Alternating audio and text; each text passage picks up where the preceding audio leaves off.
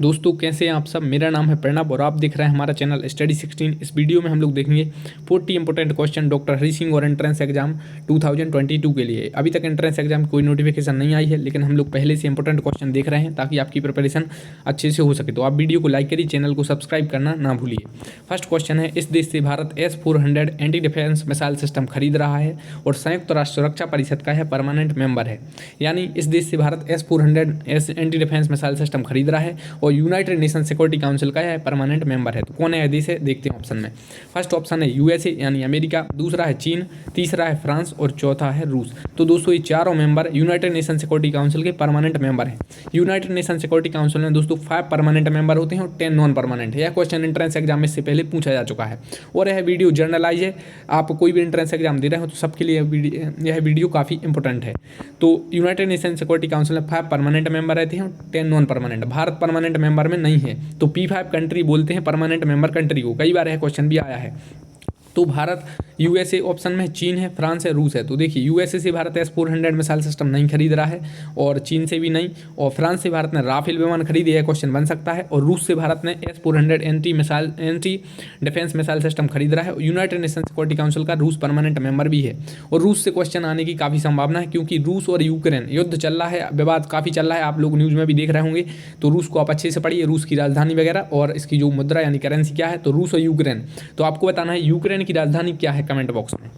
Next question है, पराक्रम दिवस कब मनाया जाता है। काफ़ी इंपॉर्टेंट क्वेश्चन है पराक्रम दिवस, क्योंकि पिछले वर्ष नेताजी सुभाष चंद्र बोस की 125वीं जयंती मनाई गई थी और पहली बार उसी वर्ष पराक्रम दिवस मनाए जाने की शुरुआत हुई, इसलिए यह क्वेश्चन आ सकता है। तो 4 ऑप्शन है, पहला है 25 दिसंबर, दूसरा है 14 अगस्त, तीसरा है 23 जनवरी और चौथा है 9 जनवरी। तो इसमें राइट आंसर रहेगा आपका 23 जनवरी। 23 जनवरी को पराक्रम दिवस मनाया जाता है। 4 ऑप्शन कौन कौन से, 25 दिसंबर, 14 अगस्त, 23 जनवरी और 9 जनवरी। चारों इंपॉर्टेंट हैं और यह भी पूछे गए हैं। 25 दिसंबर को मनाया जाता है सुशासन दिवस। ये 3-4 वर्ष पहले ही मनाया जाना शुरू हुआ है, इसलिए इनसे क्वेश्चन बनते हैं। जो नए दिवस मनाए जाते हैं उनसे क्वेश्चन बनते हैं, जैसे पराक्रम दिवस है आपका, विभाजन विभीषिका स्मृति दिवस जो अभी इसी वर्ष यानी 2021 से 14 अगस्त से मनाया जाना शुरू हुआ। इसके अलावा जो पराक्रम दिवस है आप अभी देख ही लिया है, तो इंपॉर्टेंट डेज है, इनसे क्वेश्चन काफ़ी बनना है। इसके अलावा जो खेल दिवस है ये काफ़ी अभी पूछे जा रहा है। तो आपको पूरे डेज आप पढ़ पाएँ या नहीं, लेकिन आप इंपॉर्टेंट कुछ डेज पढ़ लीजिए। जैसे अभी खेल दिवस पूछा जा रहा है और ये सब पूछे जाते हैं। तो 25 दिसंबर को क्या मनाया जाता है, सुशासन दिवस, और यह मनाया जाता है अटल बिहारी वाजपेयी की जन्म दिवस पर। और 14 अगस्त को विभाजन विभीषिका स्मृति दिवस। पहली बार कब मनाया गया, यह क्वेश्चन बन सकता है। और 23 जनवरी को सुभाष चंद्र बोस की जयंती पर पराक्रम दिवस और 9 जनवरी को प्रवासी भारतीय दिवस, क्योंकि महात्मा गांधी साउथ अफ्रीका से पहली बार भारत वापस आए थे 9 जनवरी को, इसलिए इस दिन मनाया जाता है। इसके अलावा नेक्स्ट क्वेश्चन है, इनमें से भारत किसका सदस्य देश है। यानी ये ग्रुप दिए गए हैं 4 ऑप्शन में, इनमें से भारत किसका सदस्य देश है या मेंबर कंट्री है। तो फर्स्ट है G20 यानी ग्रुप ऑफ 20, इसमें 19 देश हैं और एक यूरोपियन यूनियन है। दूसरा ऑप्शन है नाटो, जो काफ़ी न्यूज़ में है। आप अगर न्यूज़ देखते हैं अभी यूक्रेन और जो रूस का विवाद चल रहा है उसमें आप नाटो, यूरोपियन यूनियन और यूनाइटेड नेशन सिक्योरिटी काउंसिल की जो परमानेंट मेंबर देश हैं इनको आप काफ़ी न्यूज़ में सुन रहे होंगे। और नेक्स्ट ऑप्शन है G7 और इसके अलावा फिर क्या है, यूरोपियन यूनियन। तो भारत में से किसका सदस्य देश देखते हैं। पहला ऑप्शन G20 में बिल्कुल भारत है और इसमें 19 देश और हैं। और दूसरा ऑप्शन है नाटो में भारत नहीं है। नाटो काफ़ी न्यूज़ में है। नाटो का हेडक्वार्टर आपसे एंट्रेंस एग्जाम पूछा जा सकता है, काफ़ी इंपॉर्टेंट क्वेश्चन है। नाटो का फुल फॉर्म भी पूछा जा सकता है। नाटो का फुल फॉर्म है नॉर्थ अटलांटिक ट्रीटी ऑर्गेनाइजेशन। इसके अलावा नेक्स्ट है G7, जिसे ग्रुप ऑफ 7 कंट्रीज भी कहते हैं। G7 में भारत नहीं है। इसमें जो डेवलप कंट्री हैं, जैसे इसमें अमेरिका है, इसमें कनाडा है, इसमें ब्रिटेन है, इसमें फ्रांस है, जर्मनी, जापान, इटली वगैरह हैं। तो G7 में भारत मेंबर नहीं है। कई बार यह क्वेश्चन पूछा गया है कि क्या भारत G7 का मेंबर है। भारत G7 का मेंबर नहीं है। और ये दोस्तों यह G7 ही पहले G8 था, रूस से इसको हटा दिया गया था या हट गया था। अब इसमें रूस नहीं है, तो G7 में भारत भी नहीं है, रूस भी नहीं है। और इसमें डेवलप कंट्रीज हैं, इसमें मतलब जिनकी इकोनॉमी डेवलप है वो देश इसमें आते हैं। इसके अलावा नेक्स्ट ऑप्शन यूरोपियन यूनियन। तो दोस्तों यूरोपियन यूनियन में भी भारत नहीं है और नाम से ही समझ में आ रहा है यूरोप यानी यूरोप एक कंटिनेंट है, उसमें भारत नहीं हो सकता। तो यूरोपियन यूनियन का भी भारत मेंबर नहीं है। तो क्वेश्चन क्या था, इनमें से भारत किसका सदस्य देश है। तो दोस्तों इसका राइट आंसर देख लेते क्या है, G20 इसका राइट आंसर है। इसके बाद देखते हैं नेक्स्ट क्वेश्चन। नेक्स्ट क्वेश्चन है, संधि के कितने प्रकार होते हैं या संधि कितने प्रकार की होती है। तो काफ़ी इंपॉर्टेंट क्वेश्चन है और ऑप्शन में 3, 4, 5 और 6। तो दोस्तों संधि 3 प्रकार की होती हैं मुख्यतः। एक तो स्वर, व्यंजन और विसर्ग, 3 प्रकार की ही संधि होती हैं। और यह काफ़ी इंपॉर्टेंट क्वेश्चन है। इसके अलावा संधि से आपका एंट्रेंस एग्जाम में क्वेश्चन ऐसा आता है, जिनके सिलेबस में हिंदी है उन्हीं के लिए यह क्वेश्चन आएगा, क्योंकि यह वीडियो तो जनरलाइज, इसमें सब प्रकार के क्वेश्चन रहेंगे आपके, हिंदी इंग्लिश के नहीं है सॉरी इसमें, और कंप्यूटर वगैरह के भी हैं। तो संधि के कितने प्रकार होते हैं? तो संधि के 3 प्रकार होते हैं, स्वर, व्यंजन और विसर्ग। फिर क्वेश्चन यह भी आ जाता है कि स्वर संधि कितने प्रकार हैं, या जो इसके अलावा जैसे नरेश में कौन सी संधि है, महेश में कौन सी संधि है। तो संधि से क्वेश्चन बनते हैं, संधि है, समास है, प्रत्यय, उपसर्ग। जिनके लिए हिंदी है, जैसे BA LLB है और आपका LLB है, तो इनके लिए इस टाइप से क्वेश्चन आते हैं। तो यह क्वेश्चन 1 देख लिया है। तो इसका राइट आंसर क्या है? संधि के कितने प्रकार होते हैं? 3 प्रकार की संधि होती है। नेक्स्ट है मध्य प्रदेश इनमें से किन में प्रथम स्थान पर है, यानी मध्य प्रदेश का देश में उत्पादन में किस में प्रथम स्थान है, यानी फर्स्ट रैंक है। तो पहला ऑप्शन है हीरा, जिसे डायमंड कहते हैं इंग्लिश में। दूसरा ऑप्शन है सोयाबीन, इसे सोयाबीन ही इंग्लिश में कहते हैं। तीसरा ऑप्शन है टाइगर यानी बाघ, और चौथा है वन यानी फॉरेस्ट। तो मध्य प्रदेश का इनमें से किस में प्रथम स्थान है? तो दोस्तों मध्य प्रदेश को हीरा स्टेट भी कहते हैं कहीं कहीं पर, और डायमंड स्टेट। तो हीरा यानी डायमंड, मध्य प्रदेश डायमंड उत्पादन में प्रथम स्थान है। और इसके अलावा आपने सुना होगा अभी बक्सवाहा काफ़ी चर्चा में था, तो उस क्वेश्चन आएगा तो आप बता देना बक्सवाहा यह हीरा के लिए चर्चा में था, क्योंकि पन्ना से 15 गुना ज़्यादा हीरा पाए जाने की संभावना है बक्सवाहा में। इसके अलावा ये पेड़ों की कटाई से रिलेटेड बक्सवाहा न्यूज़ में था। और पन्ना, अगर पूछें मध्य प्रदेश का कौन सा जिला हीरा उत्पादन से संबंधित है, तो पन्ना आपको राइट आंसर लगाना है। इसके अलावा सोयाबीन उत्पादन में मध्य प्रदेश का देश में प्रथम स्थान है, इसलिए मध्य प्रदेश को सोया स्टेट कहते हैं, और मध्य प्रदेश का सोयाबीन विश्वविख्यात है। नेक्स्ट है टाइगर। तो दोस्तों मध्य प्रदेश को आपको पता है टाइगर स्टेट या बाघ प्रदेश भी कहते हैं, क्योंकि मध्य प्रदेश में देश की सबसे ज़्यादा टाइगर है, और 526 थे पहले, अभी जनगणना नहीं हुई है मतलब टाइगर की, और फिर से इसका जो रिजल्ट आएगा। इसके अलावा वन, और इसके अलावा दोस्तों तेंदुआ भी सबसे ज़्यादा मध्य प्रदेश में पाए जाते हैं। एरिया वाइज वन भी सबसे ज़्यादा यानी फॉरेस्ट मध्य प्रदेश में। परसेंटेज वाइज में कोई और राज्य आएगा, लेकिन आपसे यह पूछा जाएगा वन में एरिया वाइज, तो मध्य प्रदेश वन में प्रथम है एरिया वाइज में। तो इसका right answer all of the above है। इसके अलावा दोस्तों अगर आप एक और इम्पोर्टेंट आपके लिए न्यूज़ है, तो अगर आप स्टडी 16 से जुड़ना चाहते हैं एंट्रेंस एग्जाम की प्रिपरेशन 2022 में, तो आप इन नंबर पर कांटेक्ट कर सकते हैं 6265566810 व्हाट्सएप, और कॉल के लिए 7440895067। इसके अलावा प्रिपरेशन कौन कौन से कोर्सेज़ की होगी आप देख लीजिए, BA LLB BA B.Ed BFA BBA और MBA। जो कोर्स फीस है ये फुल कोर्सेज़ की फ़ीस है, और आप इसको इंस्टॉलमेंट में दे सकते हैं। तो कोर्सेज फीस है 1000 है, जो जिसमें BA LLB BA B.Ed BFA की, और 1500 है जो वो BBA और MBA के लिए। तो आप कांटेक्ट कर सकते हैं, ये 2 नंबर दिए गए हैं। ये पहला वाला नंबर व्हाट्सएप है, और आप दूसरा नंबर कॉल है, तो इसमें आप कॉल कर सकते हैं। और अधिक जानकारी के लिए आप इस चैनल पर जुड़े हैं तो सब्सक्राइब कर लीजिए और बेल आइकन दबा दीजिए। तो इसमें जो वीडियो है आपको, जैसी ये वीडियो बन रही है इसी टाइप में आपको रिकॉर्डेड वीडियो मिलेगी, और इसमें लाइव क्लासेस भी होंगी। तो जैसे रिकॉर्डेड वीडियो में क्या है आपके लिए ज़्यादा मतलब इसमें मटेरियल मिल जाएगा, और लाइव क्लासेस में अपन आपके जो डाउट हैं या जो भी आपके क्वेश्चन है, या कैसे पढ़ना है, या हिंदी को कैसे पढ़ना है, GK को कैसे पढ़ना है, मैथ को कैसे पढ़ना है, या कुछ आपके डाउट आ रहे हैं या कुछ क्वेश्चन से रिलेटेड, तो वो आप अपन उसमें देख लेंगे। उसके अलावा आपको रिकॉर्डेड वीडियो भी स्पेशल मिलेंगी। तो आप अगर जुड़ना चाहते हैं या आपको कुछ डाउट है, तो आप कांटेक्ट कर सकते हैं नंबरों पर। नेक्स्ट है इनमें से रबी की फसल कौन सी है? तो खरीफ की फसल कौन सी है, रबी की फसल कौन सी है, इनसे क्वेश्चन आते ही आते हैं। तो रबी की फसल ऑप्शन में आप देख लीजिए, ऑप्शन में है गेहूँ, सोयाबीन, तिली जिसे तिल कहते हैं, और चावल। तो इनमें से रबी की फसल कौन सी है? तो दोस्तों रबी की फसल वो होती है, जैसे अभी यह मार्च चल रहा है, जब मैं वीडियो बना रहा हूँ तो मार्च चल रहा है, तो रबी की फसल जो अभी कटाई होगी वो रबी की फसल की कटाई होगी। जैसे गेहूँ है, आपका चना है, इसके अलावा आपका सरसों है, तो ये सब आते हैं आपके, या मटर है, ये सब आते हैं आपके रबी की फसल में। रबी की फसल की जो बुआई होती है अक्टूबर नवंबर के आसपास होती है जनरली, और मार्च अप्रैल में इसकी कटाई हो जाती है। तो रबी की फसल में ये आता है। अब इसके अलावा खरीफ की फसल होती है, जो खरीफ की फसल की आपकी जून जुलाई में इसकी मतलब बुआई होती है, और आपकी ये सितंबर अक्टूबर में इसकी कटाई होती है। खरीफ की फसल में जैसे उड़द है, उड़द आप जानते होंगे, उड़द की दाल वगैरह, और इसके अलावा उड़द है, और आपका ये सोयाबीन है, तिल है, ये सब आते हैं आपकी रबी खरीफ की फसल में। तो खरीफ और रबी दोनों की फसल से एंट्रेंस एग्जाम में क्वेश्चन बनते हैं, आप देख लीजिए प्रीवियस ईयर को उठाकर। तो इसका क्वेश्चन का क्या है राइट आंसर, इनमें से कौन रबी की फसल है? तो काफ़ी ईजी है, सोयाबीन नहीं है, तिली और चावल ये सब नहीं है, तो गेहूँ रबी की फसल में आता है। और गेहूँ उत्पादन में मतलब किस राज्य का प्रथम स्थान है? तो आपका जो यूपी है, उत्तर प्रदेश, गेहूँ के उत्पादन में प्रथम स्थान पर है। नेक्स्ट है समास के कितने प्रकार होते हैं? तो देखिए क्वेश्चन बनते हैं कि संधि के कितने प्रकार हैं, या स्वर संधि के कितने प्रकार हैं, या समास कितने प्रकार के होते हैं। तो दोस्तों ऑप्शन में 3, 5, 6 या 8। काफ़ी स्टूडेंट कन्फ्यूज हैं 5 में और 6 में। तो समास के दोस्तों 6 प्रकार होते हैं, संधि के 3 प्रकार, और स्वर संधि के 5 प्रकार, और समास के 6 प्रकार। तो कौन कौन से देख लेते हैं। अव्ययी भाव समास, जिसमें प्रथम पद अव्यय वगैरह हो, ये सब डेफिनेशन बाद में देखेंगे, इससे क्वेश्चन बन जाता है। इनके डिटेल में भी क्वेश्चन बन जाते हैं। तो आप जुड़ जाइए स्टडी 16 से अधिक जानकारी के लिए। तो अव्ययीभाव समास और तत्पुरुष समास, कर्मधारय समास, द्विगु समास, द्वंद्व समास और बहुब्रीहि समास, इनके एग्जाम्पल भी आपके एंट्रेंस एग्जाम में आए हैं, मतलब इनसे तो इससे रिलेटेड भी क्वेश्चन आता है। तो समास कितने प्रकार होते हैं? तो 6 प्रकार के समास होते हैं।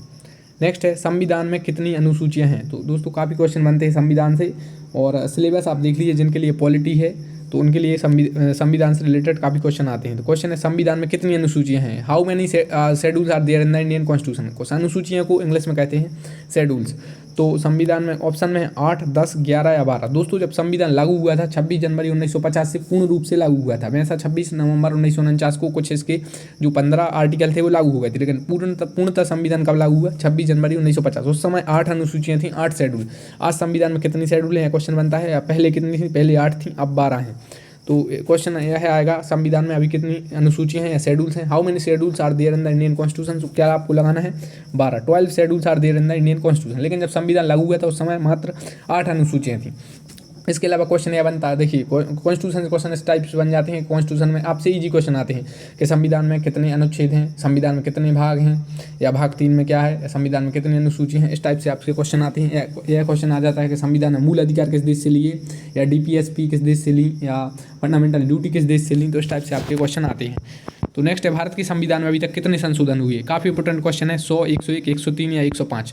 सो how many constitutional amendment are there in the Indian constitution at present so far? So there are 105 constitutional amendments in the Indian constitution so far, यानी अभी तक 105 संविधान संशोधन हुए हैं। देखिए संविधान में कुछ आप जोड़ते हैं, हटाते हैं, तो उसे कहते हैं संविधान का संशोधन। संविधान की यह प्रक्रिया भारत ने ली है दक्षिण अफ्रीका के संविधान से। दक्षिण अफ्रीका के संविधान से भारत ने प्रक्रिया, कई बार यह क्वेश्चन आता है, ठीक है। तो भारत के संविधान में अभी तक कितने संशोधन हुए? 105। कॉन्स्टिट्यूशन से कुछ जोड़ा या हटाया जाता है अपनी भाषा में, तो उसे कहते हैं हम संशोधन, ठीक है। तो 105 संशोधन हो चुके हैं। अब मुख्यतः क्वेश्चन जो बनते हैं ऐसा बनते हैं कि GST किस संविधान संशोधन से जोड़ा गया, या EWS को जो आरक्षण दिया गया 10% वो किस मतलब संविधान संशोधन से दिया गया, या अभी हाल ही में जो 105वां संशोधन हुआ वो किससे रिलेटेड है।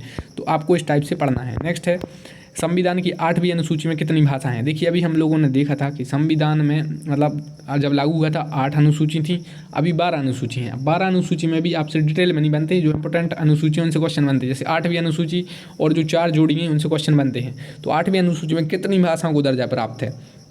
तो ऑप्शन में 14, 16, 18 या 22। काफ़ी इंपॉर्टेंट क्वेश्चन है, तो आपने पढ़ा होगा थोड़ा बहुत।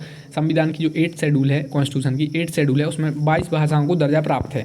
इसके अलावा जब संविधान लागू हुआ था, लेकिन उस समय इसमें 22 भाषाएं नहीं थी, उसमें 14 भाषाएं थी। बाद में 8 भाषाओं को दर्जा प्राप्त हुआ, लेकिन वो आपके एंट्रेंस एग्जाम पॉइंट से इंपॉर्टेंट नहीं है। या आपके अदर एग्जाम जैसे PSC वगैरह होते हैं, या SSC होते हैं, या MP सिविल जज, या MP ADPO, तो उसमें मैंने इसको पढ़ाया भी, क्योंकि उनके लिए है इंपॉर्टेंट है। तो आपके लिए इतना डीप में नहीं जाना है। नेक्स्ट है यूक्रेन की राजधानी क्या है? अब देखो जो देश, आपको 208 देश की राजधानी नहीं रटना है, क्योंकि पिछली बार काफ़ी स्टूडेंट ने किया था, वो लॉस में रहे थे। देखिए अगर आपको टाइम हो, मैं ये नहीं बोल रहा, टाइम हो तो आप कर लीजिए, लेकिन पहले जो इंपॉर्टेंट है उसको पढ़िए। जैसे कि यूक्रेन है, रूस है, जर्मनी वगैरह है, जो देश न्यूज़ में है अभी, पहले उनकी राजधानी आप पढ़ लीजिए, फिर उसके बाद आप सब पढ़िए। तो यूक्रेन की राजधानी क्या है? ऑप्शन में काबुल, दोहा, मॉस्को या कीव। काबुल भी काफ़ी न्यूज़ में था, अफगान भी आपको पता है तालिबान से रिलेटेड। तो ऑप्शन में इसके अलावा दोहा है, मॉस्को है और कीव है। यूक्रेन और रूस, इनका अभी विवाद चल रहा है, युद्ध चल रहा है, तो इनसे क्वेश्चन आने की संभावना ज़्यादा है। तो यूक्रेन की राजधानी क्या है? तो कीव इसका राइट आंसर है दोस्तों। यूक्रेन की राजधानी क्या है? कीव यूक्रेन की राजधानी है। तो यूक्रेन और रूस, इनकी आपको राजधानी पढ़ना है, और किस महाद्वीप में यूक्रेन और रूस आते हैं, और इनकी करेंसी क्या है, तो ये सब आपको पढ़ना है। आपको एक क्वेश्चन का आंसर देना है कि यूक्रेन है क्या नाटो का मेंबर है कि नहीं। नाटो जो मैंने अभी बताया था, North Atlantic Treaty Organization, Ukraine क्या नाटो का मेंबर है या नहीं, आपको जरूर इसमें कमेंट बॉक्स में कमेंट करना है। नेक्स्ट है संसद के उच्च सदन को क्या कहते हैं? तो जो संसद है यानी पार्लियामेंट, उसके उच्च सदन यानी अपर हाउस को क्या कहते हैं? 2 हाउस होते हैं, एक अपर हाउस एक लोअर हाउस। पहला ऑप्शन है विधानसभा, दूसरा है विधान परिषद, तीसरा है राज्यसभा और चौथा है लोकसभा। तो जो संसद है यानी पार्लियामेंट के अपर हाउस को कहते हैं दोस्तों राज्यसभा। राज्यसभा संसद, राज्यसभा से क्वेश्चन बनते हैं कि राज्यसभा का जो सांसद होता है कितने वर्ष के लिए चुना जाता है, या जो इसके अलावा जो लोकसभा का है कितने वर्ष सांसद की मतलब अधिकतम वो रहती है। तो राज्यसभा का जो सांसद है वो अधिकतम 6 वर्ष और लोकसभा का अधिकतम 5 वर्ष। नेक्स्ट है बोहन किस नदी किनारे स्थित है? बोहन काफ़ी न्यूज़ में था, कोविड टाइम्स में काफ़ी न्यूज़ में था। तो 4 ऑप्शन है, और बोहन कहाँ पर है? चीन में है। तो ऑप्शन में है नील नदी, और यह आपको पता है कि दुनिया की सबसे लंबी नदी है। अगर चौड़ी नदी की बात हो दुनिया की या सबसे बड़ी, तो आपको लगाना है इसमें अमेजन रिवर सबसे चौड़ी है और नील नदी सबसे लंबी है। इसके अलावा यांगटीसी कायांग, ये नदी एशिया की सबसे बड़ी नदी है। चौथा ऑप्शन फेनी या फनी नदी, तो इसमें राइट आंसर है बोहान नदी, इसका यांगजे रिवर, और कहीं कहीं इसको यांगटीसी कायांग भी कहते हैं। तो जो भी आया आप इसे लगा दीजिए। तो बोहान काफ़ी न्यूज़ में था कोविड से रिलेटेड, और कोविड से रिलेटेड आपके एंट्रेंस एग्जाम में क्वेश्चन पिछली बार भी आए और इस बार भी आने की संभावना है। नेक्स्ट है दोस्तों, राजीव गांधी खेल रत्न पुरस्कार का नाम बदलकर क्या रख दिया गया है। ये पुरस्कार काफ़ी न्यूज़ में था और इसके दो ऑप्शन है, नेताजी सुभाष चंद्र बोस पुरस्कार या फिर मेजर ध्यानचंद खेल रत्न पुरस्कार। तो राजीव गांधी खेल रत्न पुरस्कार का नाम बदलकर रख दिया है मेजर ध्यानचंद खेल रत्न पुरस्कार। किसे यह पुरस्कार मिला, इस टाइप से क्वेश्चन आपके आते हैं। तो दोस्तों आप वीडियो लाइक करिए और चैनल को सब्सक्राइब कर लीजिए। नेक्स्ट है, दो वर्णों के मेल से होने वाले विकार को क्या कहते हैं।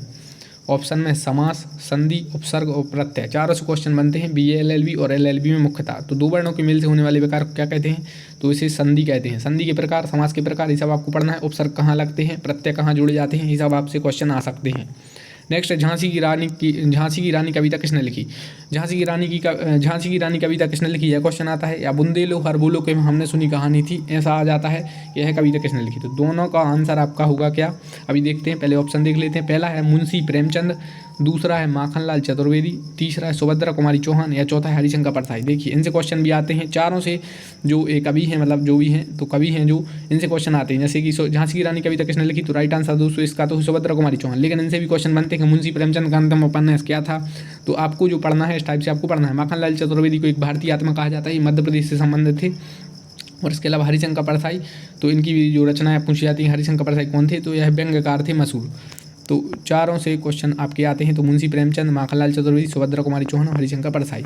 नेक्स्ट है, कीबोर्ड माउस माइक्रोफोन क्या है।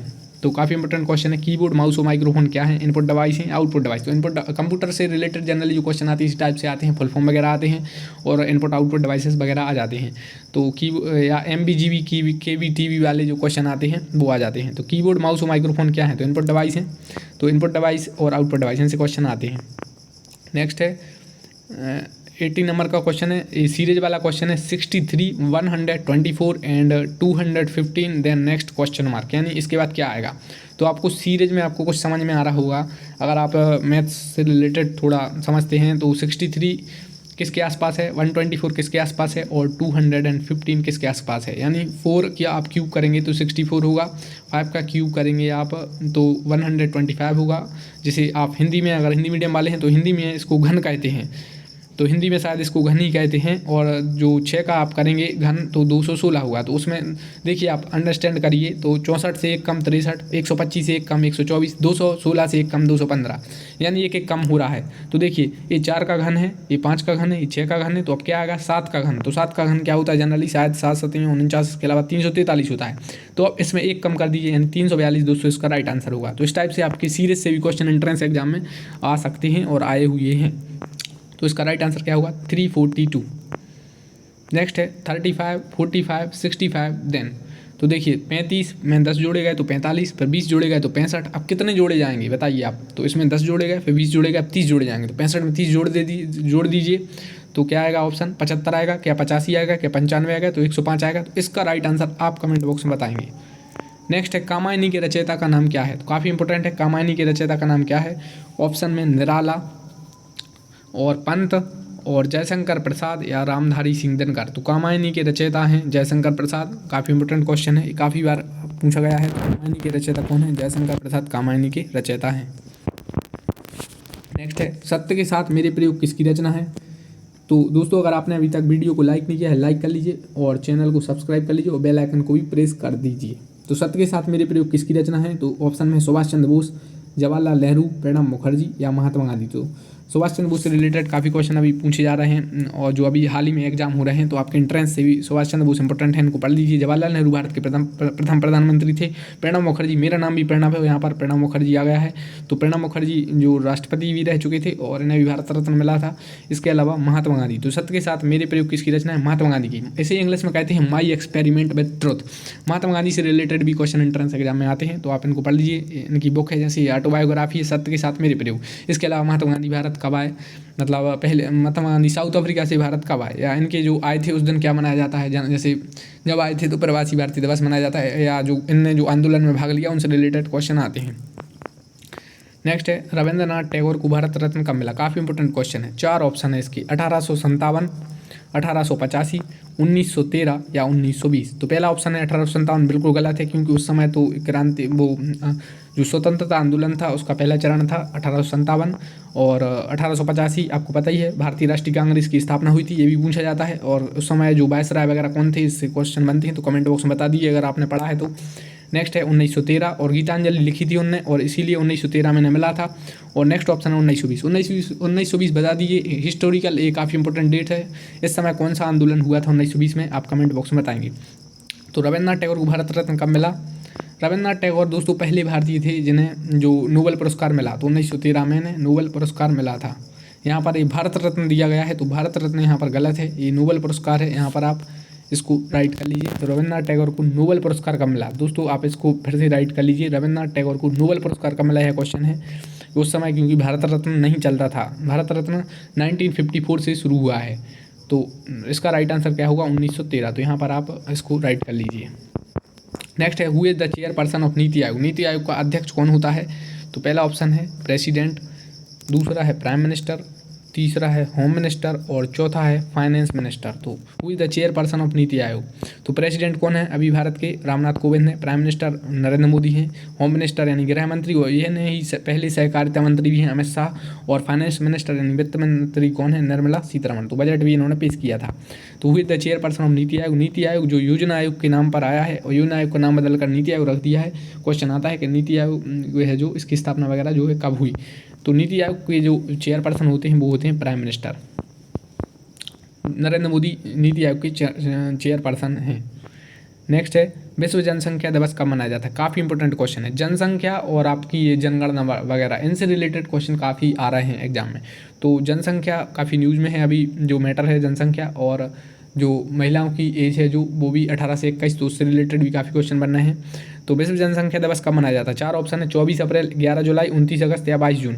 तो विश्व जनसंख्या दिवस जिसे वर्ल्ड पॉपुलेशन डे भी कहते हैं इंग्लिश में, तो इसका राइट आंसर 11 जुलाई, 11 जुलाई को विश्व जनसंख्या दिवस मनाया जाता है दोस्तों। इसके अलावा ये 24 अप्रैल काफ़ी इंपॉर्टेंट है, 29 अगस्त और 22 जून, तीनों इंपॉर्टेंट है। आपको पता है क्या मनाया जाता है? कमेंट बॉक्स में आप बताएंगे।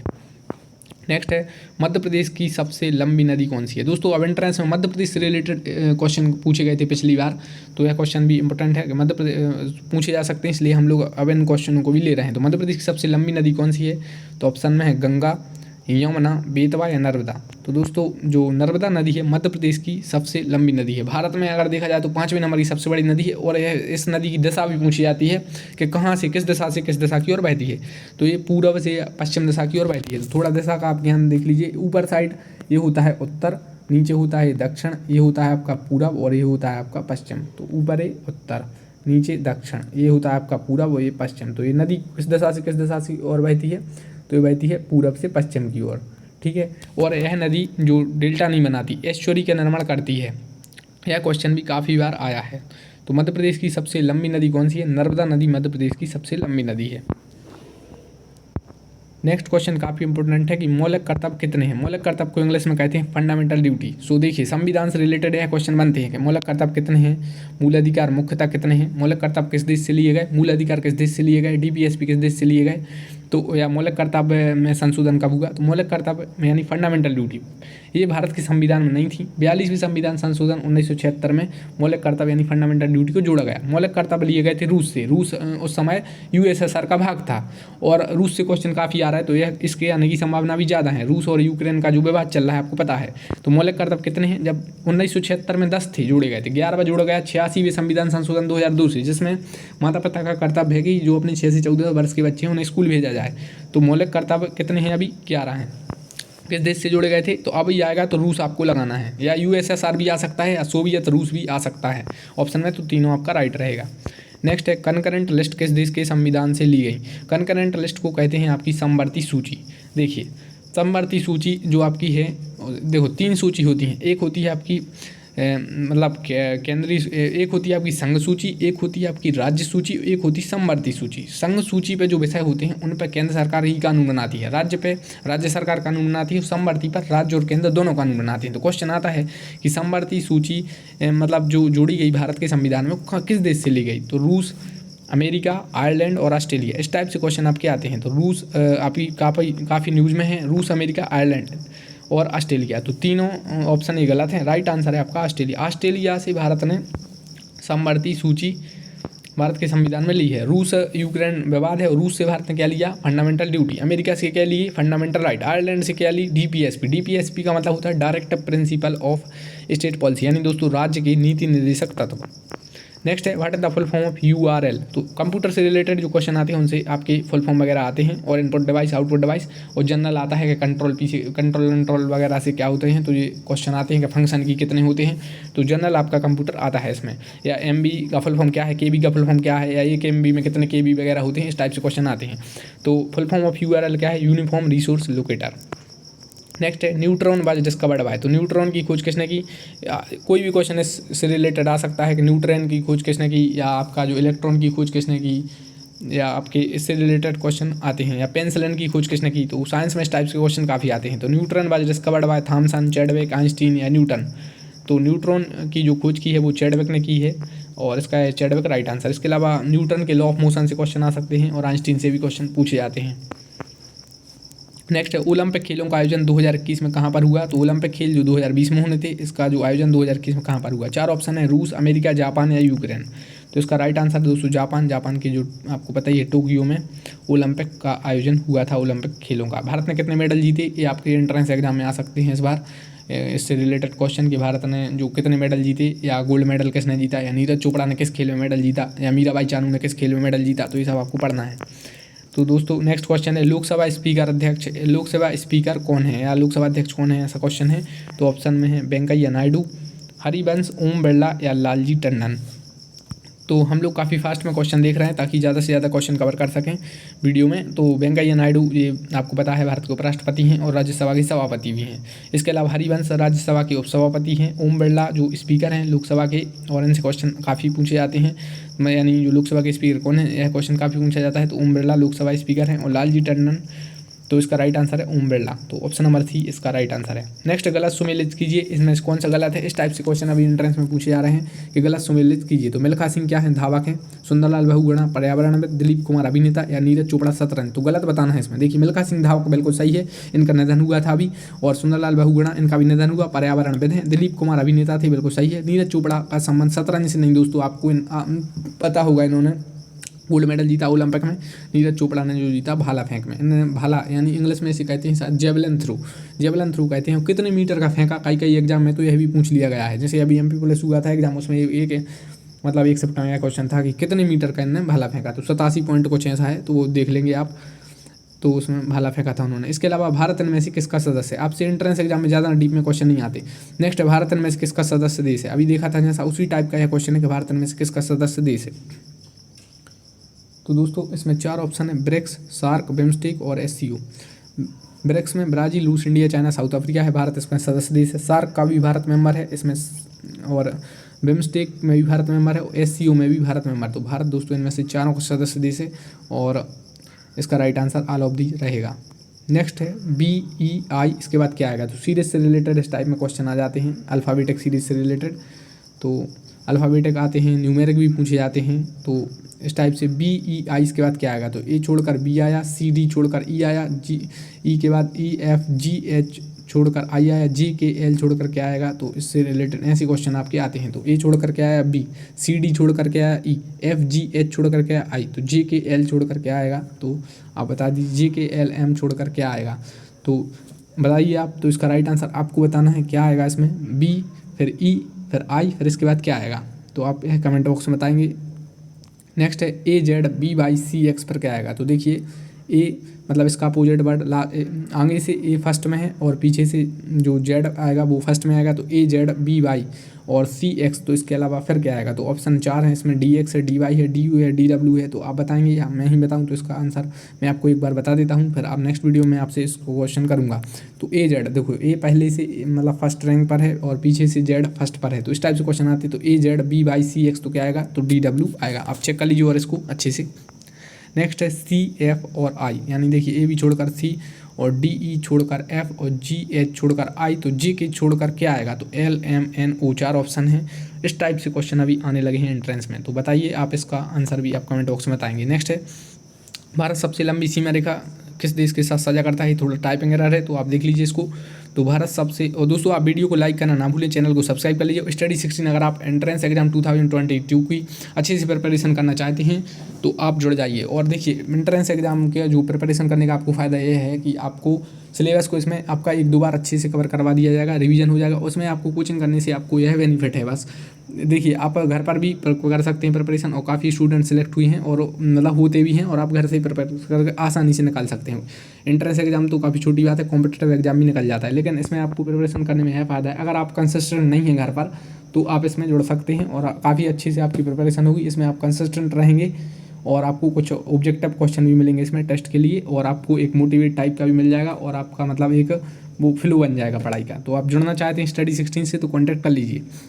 नेक्स्ट है, भारत सबसे लंबी सीमा रेखा किस देश के साथ साझा करता है। तो ऑप्शन में चीन, पाकिस्तान, बांग्लादेश और नेपाल। सीमा विवाद काफ़ी न्यूज़ में था, चाहे वो भारत नेपाल हो या इसके अलावा भारत चीन हो। LAC LOC से क्वेश्चन इसलिए काफ़ी पूछे गए, पिछली बार भी बताया था मैंने।